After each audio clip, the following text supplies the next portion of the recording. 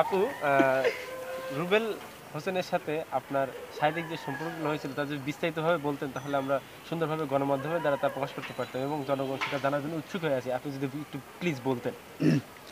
কি বলবো ভাই সাহেব আপনাদের, রুবেলের তো সম্পর্ক আমার মিনিমাম 4 বছরের। বিভিন্ন সময় রুবেল আমাকে বিভিন্ন প্রলোভন দেখায়, বিভিন্ন হোটেলে নিয়ে যায়, তারপরে আমাদের শারীরিক সম্পর্ক, এমনকি দেন একসময় সে আমাকে জোরপূর্বক ধর্ষণ করে। আমি যখন জানতে পারি রুবেল আরও কয়েকটা মেয়ের সাথে এরকম রিলেশন করে, তখন রুবেলকে আমি একাধিকবার ফোন দিই।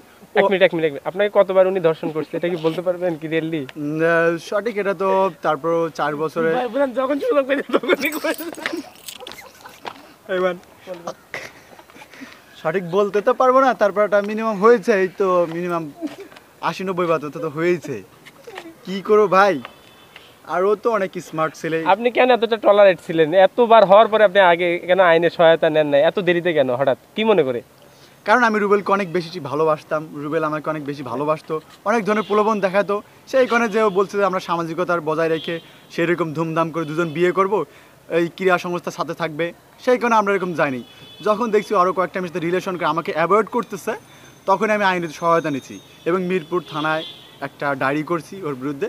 এবং ও আমাকে অনেকবার জোরপূর্বক ধর্ষণও করছে। কি ম্যাডাম ম্যাডাম ম্যাডাম আপনার সাথে ওনার রিলেশন কয় মাসের বা কত বছরের? এই তো 4 ইয়ার।